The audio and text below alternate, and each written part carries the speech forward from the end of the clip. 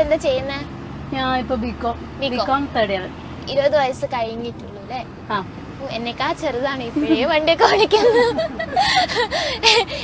ചെറുപ്പം മുതലേ ഇഷ്ടമായിരുന്നു വണ്ടി ഓടിക്കാനേ? ക്രേസ് ആയിരുന്നു? പണ്ടോട്ടെ ഭയങ്കര ഇഷ്ടമായിരുന്നു. ആണോ? എങ്ങനെ അമ്മ ഓടിക്കുന്ന കണ്ടപ്പാണോ അച്ഛൻ ഓടിക്കുന്ന കണ്ടപ്പാണോ പൂതിയായത്? അച്ഛനെ ഓടിക്കുന്ന കണ്ടപ്പോ കൊച്ചിലോട്ട് അച്ഛനും കൊച്ചാണല്ലോ ഓടിക്കുന്നതാണ്.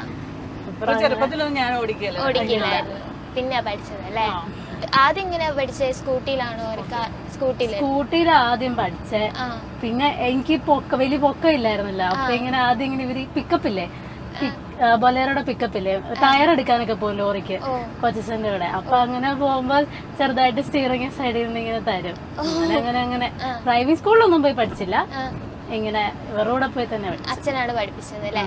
അച്ഛനും കൊച്ചച്ഛനും കൂടിയാണ് പഠിപ്പിച്ചത്. 2 വീലർ കൊച്ചച്ഛനും 4 വീലും ലോറിയൊക്കെ അച്ഛനും. നിനക്ക് ആദ്യം വണ്ടി ഓടിച്ച് തുടങ്ങിയപ്പോ പേടിയുണ്ടായിരുന്നു?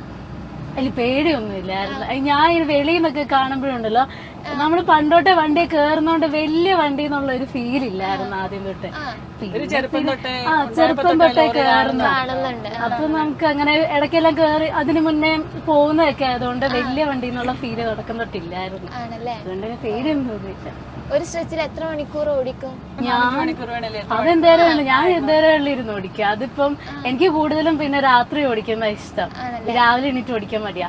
അപ്പത്തേക്ക് ഞാനാണെ രാത്രി കയറും. രാത്രി ഒരു അമ്മയൊക്കെ ചിലപ്പോ ഒരു 1:30 2:30 ആകുമ്പോ തരും. വെളുപ്പിനെ വരെ ഓടിക്കും. ഈ നോർത്തിലൊക്കെ പോകുന്ന സമയത്ത് അങ്ങനെ പേടി എന്തെങ്കിലും തോന്നിയിട്ടുണ്ടോ? മീൻസ് അതായത് നോർത്തിലെ ആ വഴികളിലൂടെ ഒക്കെ പോകുന്ന സമയത്ത് നൈറ്റ് സമയം ഇല്ല. അങ്ങനെ പേടി ഇപ്പൊ ഞാൻ പറഞ്ഞില്ലേ, എല്ലാ വഴിയും പോകുന്നുണ്ട്. അതെ, അങ്ങനെ പേടിയില്ല. എനിക്ക് പേടിയില്ലാത്തോണ്ട് എനിക്ക് പേടിയില്ല, ഞാൻ ഓക്കെയാണ്. ആ സമയം സ്വാഭാവികമായിട്ട് നമ്മുടെ കൂടെയുള്ള പേടിയാണ് നമുക്ക് ഒരു ഇത് വരികയല്ലേ, ടെൻഷൻ ഉണ്ടെങ്കിൽ. ഇപ്പൊ ഞങ്ങള് കാശ്മീർ 2ാമത്തെ ട്രിപ്പ് പോയപ്പം അവിടെ ജമ്മുവിൽ നിന്ന് ശ്രീനഗറിലേക്ക് വഴി ബ്ലോക്ക് ആയിരുന്നു. ബ്ലോക്ക് എന്ന് പറഞ്ഞാൽ ലോറികൾ കോൺവോയ് ആയിട്ടായിരുന്നു വിടുന്നത്. എന്ന് പറഞ്ഞാൽ ഒരു ദിവസം ജമ്മുവിൽ നിന്ന് ശ്രീനഗറിലേക്കും അടുത്ത ദിവസം ശ്രീനഗറിൽ നിന്ന് ജമ്മുവിലേക്കും. ഹൈവേയുടെ പണി നടക്കുകയും മണ്ണിടിച്ചിലൊക്കെ ഉണ്ടായിരുന്നു. അപ്പൊ അത് ലോറികൾ മാത്രം, ബാക്കി ബസ്സും കാറും ഒക്കെ എപ്പോഴും പോയായിരുന്നു.